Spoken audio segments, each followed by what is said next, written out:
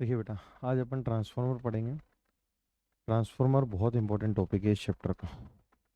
मतलब ये मान के चलिए कि पूरा चैप्टर एक साइड रख दो और ट्रांसफार्मर को एक साइड रख दो। क्वेश्चन आने की पूरी संभावना बनती है इस टॉपिक से, बन रही है। इस वजह से बोल रहा हूँ, आप लोग सभी अच्छे से करके जाना ट्रांसफार्मर वाले टॉपिक को। छोड़ के जाने की कोई बात ही नहीं बनती है।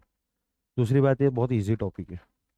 ये उन टॉपिक्स में आता है जिनको हम मुख्य रूप से सजेस्ट करते हैं उन बच्चों के लिए, स्पेशली जो बच्चे एंड टाइम पे बोलते हैं कि हमारा कुछ हो सकता है क्या। समझ रहे हैं आप मेरी बात? तो उन टॉपिक्सों में से आता है। क्या होता है ट्रांसफार्मर? ट्रांसफॉर्मर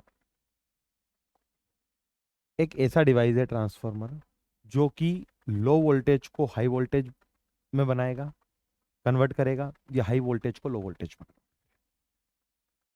ट्रांसफार्मर वोल्टेज को रेगुलेट करता है। दो डिवाइस पढ़ते हो आप, एक रेक्टिफायर पढ़ते हो सेमीकंडक्टर के अंदर। रेक्टिफायर वो डिवाइस होता है जो डीसी को एसी में कन्वर्ट करता है, एसी को डीसी में कन्वर्ट करता है। बात है ना समझ में? दो प्रकार के रेक्टिफायर होते हैं। एक होता है हाफ वेव रेक्टिफायर, एक होता है फुल वेव रेक्टिफायर। दो प्रकार के रेक्टिफायर होते हैं। बात आ रही है समझ में? तो रेक्टिफायर क्या चीज होती है? क्या होता है रेक्टिफायर? जो कि एसी को डीसी में कन्वर्ट करेगा। बट ट्रांसफार्मर क्या होता है? लो वोल्टेज को हाई वोल्टेज में कन्वर्ट करेगा। इज दैट क्लियर बेटा? अब ध्यान रखेंगे आप, ट्रांसफार्मर किस तरीके से बनता है, सबसे पहला सवाल यहाँ पे उठता है। ट्रांसफार्मर बनता किस तरीके से? तो आप ये देखिएगा बोर्ड पे, इस प्रकार से जो है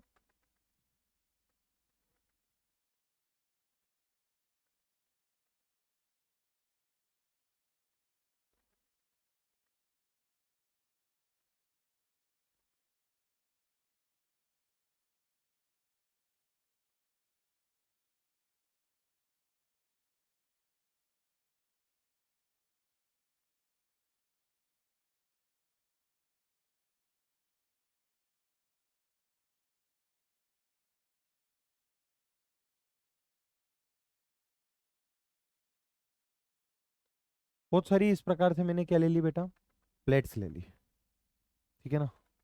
रेक्टेंगुलर प्लेट्स ले ली। और उन रेक्टेंगुलर प्लेट के बीच में, मतलब वो रेक्टेंगुलर प्लेट किस तरीके से, ये बताना चाह रहा हूं मैं आपको। वो रेक्टेंगुलर प्लेट कुछ इस तरीके से है कि बीच में भी, मतलब बीच से होलो है। बीच से क्या है बेटा? और ऐसी बनी हुई है,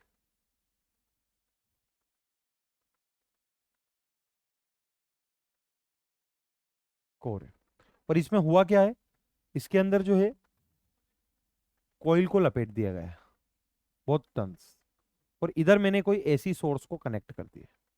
इधर भी बहुत सारी कॉइल है, वो टन्स है। और कोई कॉइल है, लोड रेसिस्टेंस लगा दिया है, ऐसा बोल दो। या फिर यहां पर जो है अपन ने कोई गैल्वेनोमीटर लगा दिया, ऐसा बोल दो, एक ही बात है। ठीक है?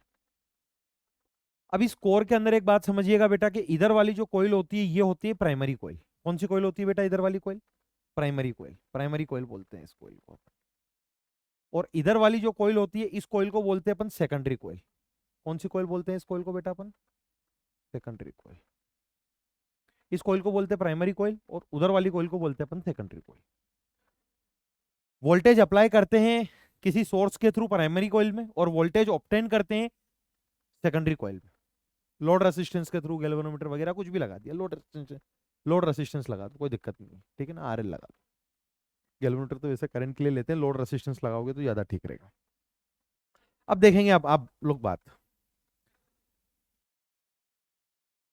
सबसे पहली बात ये याद रखना है आपको कि ट्रांसफार्मर किस कंसेप्ट पे काम करता है। Transformer works on the concept of mutual inductance. क्या बोल रहा हूं बेटा मैं? Works on the concept of mutual inductance. Mutual inductance के कंसेप्ट पे काम करता है। अब फिर सवाल यहाँ पे उठता है कि म्यूचुअल इंडक्टेंस सर होता क्या है? तो म्यूचुअल इंडक्टेंस के अंदर आप सभी को पता होगा, प्राइमरी कॉइल तक फ्लक्स आता है, कुछ फ्लक्स सेकेंडरी कॉइल में लिंक कर जाता है, और सेकेंडरी कॉइल में कुछ फ्लक्स लिंक करता है प्राइमरी के कारण। तो इस प्रोसेस में जो इंडक्टेंस होता है, उस इंडक्टेंस को क्या बोलते हैं अपन? Mutual inductance. ठीक है?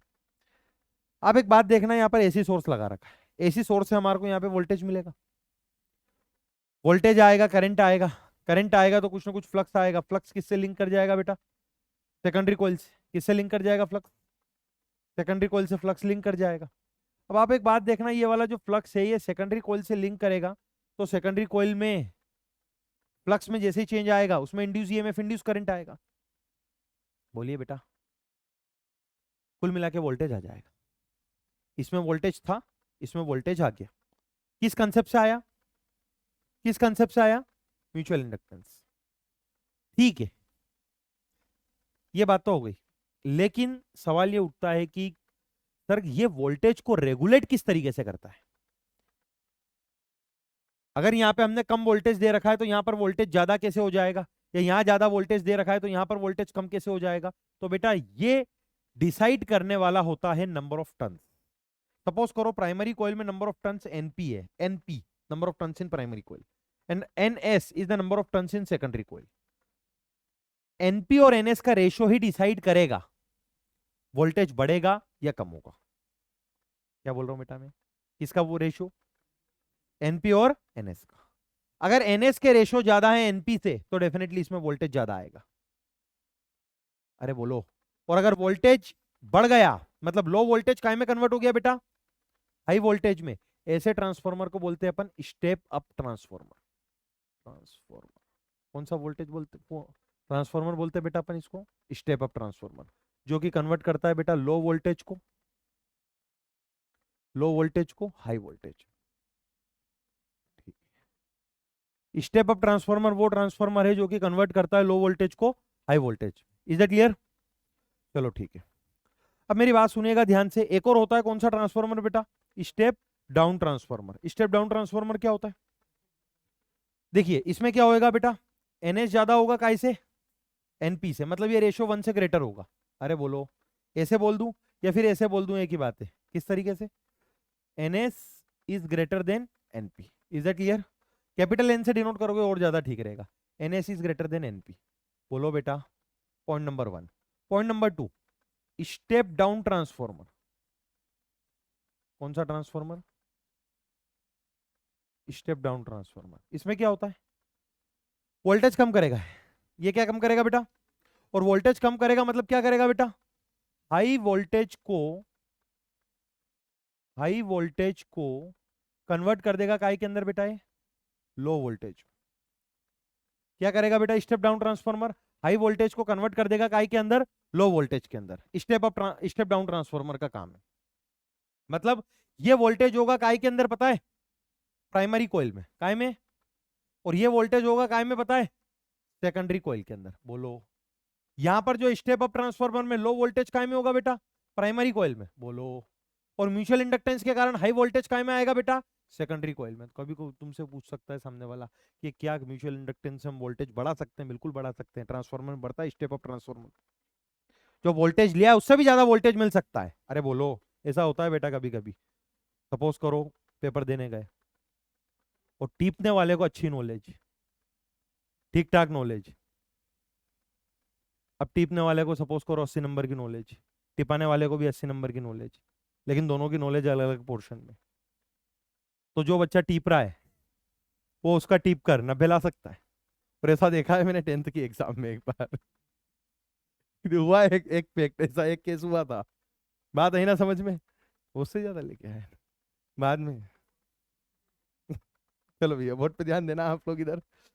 अब यहाँ पे क्या होगा बेटा? एन एस स्मॉलर होगा काय से? एनपी से। Is that clear? समझ आया?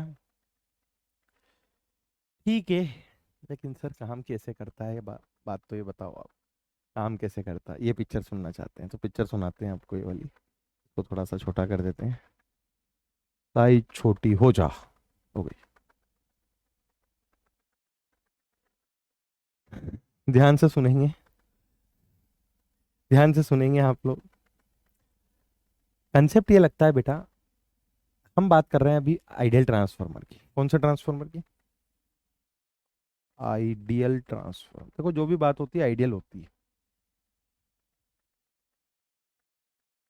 जैसे कि मेरे जैसा बढ़िया टीचर आइडियल होता है ना, इस प्रकार से आइडियल व्यक्ति ध्यान देंगे क्या बोलना चाह रहा हूँ। आइडियल ट्रांसफार्मर क्या, सपोज करो प्राइमरी फ्लक्स लॉस करेगी तो सेकेंडरी फ्लक्स गेन करेगी, तो flux loss by primary coil, flux loss by is equal to flux gain bye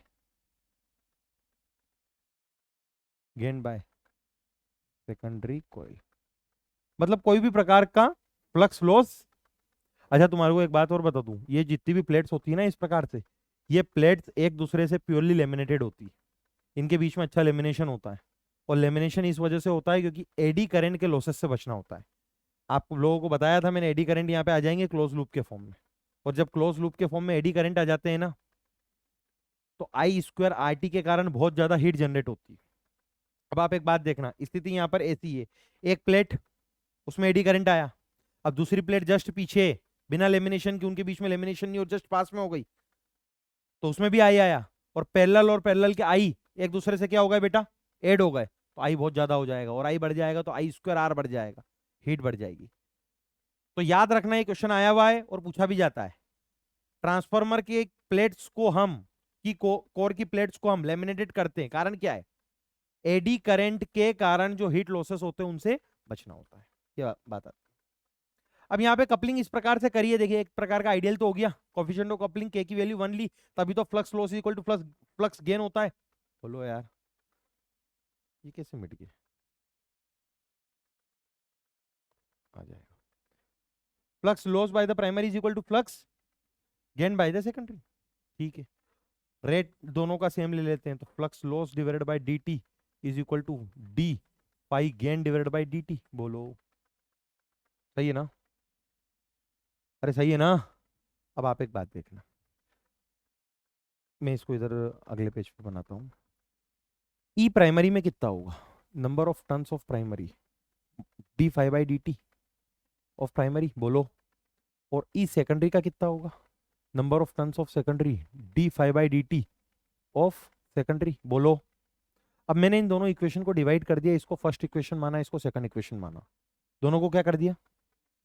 और ये वाली वैल्यू तो बेटा सेम है, पिछले पार्ट में आई कि नहीं आई, five of primary D five by D T of five primary is equal to D five by D T of, अरे फाइव लॉस प्राइमरी में है और फाइव गेन किसका है बेटा, ये किसमें है बेटा, फाइव लॉस किसके लिए, प्राइमरी के लिए, और फाइव गेन किसके लिए बेटा। तो आप मुझे बताना ये दोनों टर्म्स एक दूसरे से कैंसिल हो गई, माइनस माइनस से कैंसिल हो गया, E P by E S is equal to क्या आया बेटा, N P by N S. कहानी क्या शिक्षा देती है, कहानी ये शिक्षा देती है, बोर्ड पे ध्यान दें, इसको उल्टा करेंगे, E S is equal to क्या चीज हो जाएगा, इसको इधर भेजेंगे, देखिए N S by N P into E P हो जाएगा। अरे इसको उल्टा कर दिया और इसको इधर भेजा। अब आप एक बात देखिएगा, कहानी से शिक्षा लीजिए, नंबर ऑफ टर्न सेकेंडरी के ज्यादा ले लेंगे प्राइमरी से, तो जो भी वोल्टेज होगा ये रेशियो 1 से बड़ा रहेगा। अरे यार एन एस ग्रेटर होगा एनपी से, तो क्या होगा बेटा, if N S is greater than NP then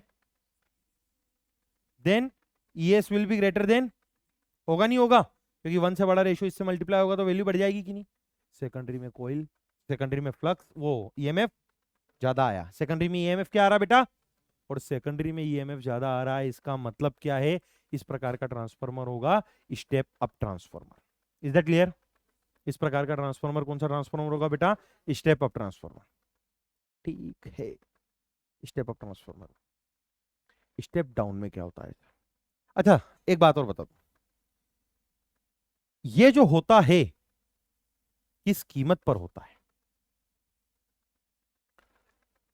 आप एक बात देखना, ट्रांसफार्मर को कौन सा ट्रांसफार्मर बोल रहा हूं, ये तो पहली बात हुई आइडियल ट्रांसफार्मर की। एक और बात और प्राइम आइडियल ट्रांसफार्मर की बोलता हूं, दो बातें दिमाग में रखना, ये भी क्वेश्चन पूछ सकता है बेटा, ध्यान रखना बेटा, ये क्वेश्चन डेफिनेटली आ सकता है। आइडियल ट्रांसफार्मर की दो बातें बताओ, तो पहली बात हो गई। दूसरी बात आइडियल ट्रांसफार्मर की ये होती है, power loss by primary coil is equal to power gain by primary coil के कारण जो पावर लॉस होगा वही सेकेंडरी कॉइल में पावर, बोलो तो सवाल यहाँ पर उठता है कि सर प्राइमरी कोइल के कारण कितना पावर लॉस होगा। पावर लॉस का तो एक ही फॉर्मूला होता है बेटा, वी आई, बोलो, of primary is equal to V I of. तो अगली स्टेप में हम इसको क्या कर सकते हैं, अरे होता है ना पावर का फॉर्मूला वी आई, बचपन में पढ़ा है ऐसा। इसको थोड़ी सी और इज्जत देके ऐसा लिख लो, VP I P is equal to V S I S. बोलो what do mean by VP, primary का वोल्टेज, आईपी प्राइमरी का current is equal to V S secondary का voltage into I S secondary का current. Is that clear. अगली step में इसको थोड़ी सी और इज्जत देंगे अपन, थोड़ी सी और इज्जत देंगे तो VP by V S is equal to क्या हो जाएगा, बोलिए बेटा, I S by I P. अरे बोलो, यहां से भी क्वेश्चन पूछा हुआ है, इज इक्वल टू क्या हो जाएगा बेटा, आई एस बाय, हो जाएगा, हो जाएगा, बहुत बढ़िया बात हो जाएगा। तो वीपी बाई वी, अरे वी बोल दिया, ई बोल दिया, एक ही बात है, रोने मत लगना, ठीक है, नहीं रो रहे हो ना, ठीक है। VP by V S is equal to, और वीपी बाई वी एस किसके बराबर है, आई एस बाय।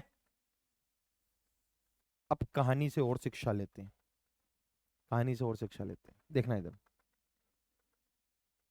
मैं इसको सॉल्व करता हूं, सिर्फ इसको पहले इसको उठाया था ना, अब इसको उठाता हूं, ये ग्रीन वाले बक्से को, और ग्रीन वाले बक्से को उठाता हूं, तो मुझे बताओ I S is equal to क्या होगा। देखो इधर, NP by N S is equal to, अरे होगा नहीं होगा। अब आप इस सेम सिचुएशन लो, if N S is greater than NP, हुआ था, अरे लिया था ना अपन ने यार, सेकेंडरी में number of turns of coil के लिए थे ज्यादा, किससे, प्राइमरी के नंबर ऑफ टर्न्स। अगर ऐसा लिया था तो सेकेंडरी में ईएमएफ ज्यादा आया था, काय से, प्राइमरी के ईएमएफ से आया था। सेम सिचुएशन यहां अप्लाई करता हूं, सेकेंडरी के नंबर ऑफ टर्न्स ज्यादा है, काय से, तो ये रेशो 1 से छोटा, और 1 से रेशो छोटी, इससे मल्टीप्लाई होगा तो आईएस छोटा आएगा। देखो कितनी गजब की बात हो गई, आईएस छोटा है आईपी से, कब, जब ईएस बड़ा है ईपी से, कब, तब जब एनएस बड़ा है, अरे बोलो, तो क्या बोलेंगे, जब एनएस बड़ा होगा एनपी से, तब ईएस बड़ा होगा ईपी से, तब आईएस छोटा होगा। इसका मतलब स्टेप अप ट्रांसफॉर्मर वोल्टेज बढ़ाता है at the cost of current, current की वैल्यू कम करता है, और ऐसा होगा भी सही। अगर एक चीज बढ़ेगी, वोल्टेज बढ़ेगा, तो डेफिनेटली करंट, दोनों का प्रोडक्ट कांस्टेंट रहेगा। बोलो, दोनों का प्रोडक्ट क्या रहेगा हमेशा। तो स्टेप अप ट्रांसफॉर्मर क्या करता है, स्टेप अप ट्रांसफॉर्मर में लेते क्या है अपन, सेकेंडरी कॉइल के नंबर ऑफ टर्न ज्यादा लेते हैं प्राइमरी कॉइल के नंबर ऑफ टर्न से। बोलो बेटा, और सेकेंडरी कॉइल के number of turns primary coil के नंबर ऑफ टर्न से ज्यादा लेते हैं, तो इस प्रोसेस में वोल्टेज बढ़ जाता है लेकिन current, that is step up transformer. Is that clear. किस कंसेप्ट पे काम कर रहा है, म्यूचुअल इंडक्टेंस। कंडीशन क्या लेके चल रहे हैं अपन, आइडियल। आइडियल कंडीशन क्या है, flux loss by primary is equal to flux gain by, and power loss by primary is equal to power gain by secondary. Is that clear. चलो ठीक है, कुछ बातें और हो जाएगी। अरे क्लियर हो गया ना, ये पूरा क्लियर हो गया। तो यहाँ पे दो शब्द सम्मान के, सम्मान येलो कलर से देंगे, क्या देंगे, येलो कलर से सम्मान। इन स्टेप अप ट्रांसफॉर्मर, यार एक ऑरेंज कलर से लिखते हैं यार, अभी थोड़ा सीजन भी चल रहा है। बजरंग दल नहीं यार, अभी उसका चल रहा ना, अभी 26 जनवरी वगैरह गई।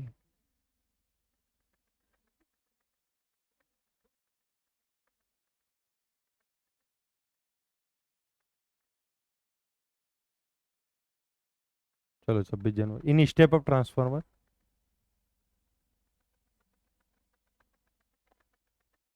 ट्रांसफॉर्मर क्या होता है, in step up transformer number of turns of, number of turns of secondary coil is greater than number of turns of primary coil, अरे बोलिए, then voltage of secondary coil increases at the cost of current।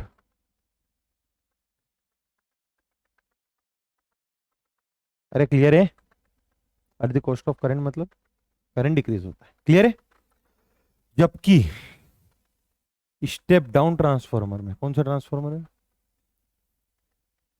Step down transformer, transformer में क्या होता है, step down transformer में क्या होता है, एनपी ग्रेटर होगा, प्राइमरी में नंबर ऑफ टर्न्स क्या होंगे बेटा, ग्रेटर होंगे का से, सेकेंडरी से।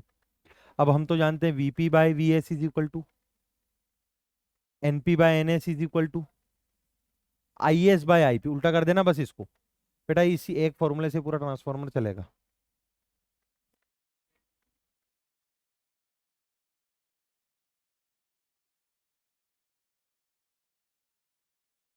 ठीक है।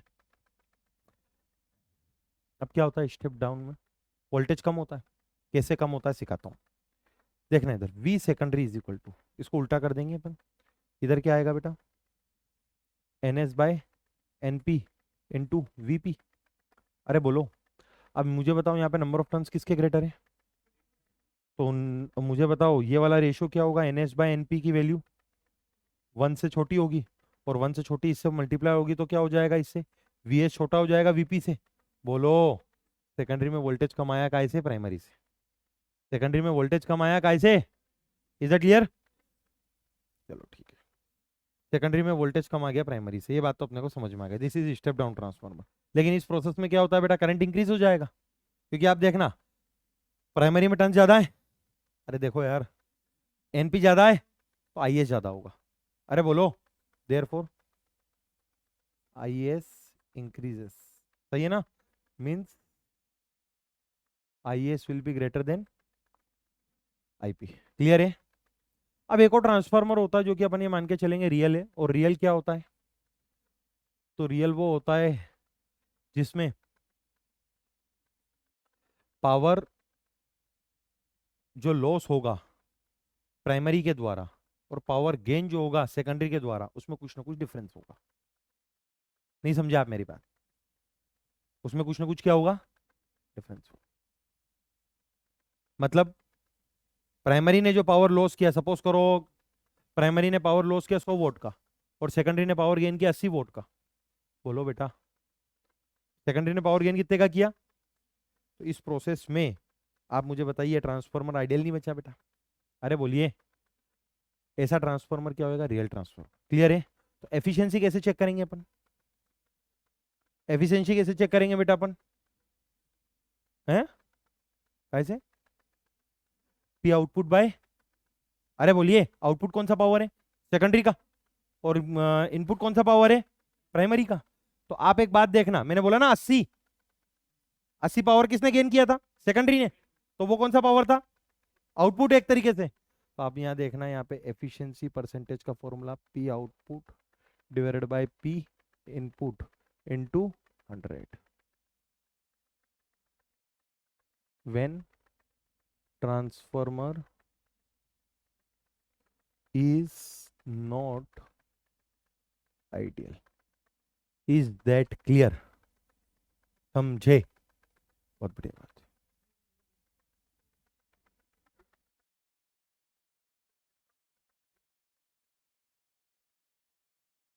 हाँ चलो ये आया समझ में, जहाँ इलेक्ट्रिसिटी जनरेट होता है वहाँ पे स्टेप डाउन होता है, उसका कारण ये है कि वो स्टेप डाउन करके क्या करते हैं, करंट की वैल्यू बढ़ाते हैं, तो करंट दूर तक आ जाता है, और यहाँ पर फिर वापस से स्टेप अप करके अपने घर तक वोल्टेज दे दिया जाता है 220 वोल्ट का, समझ गए आप मेरी बात।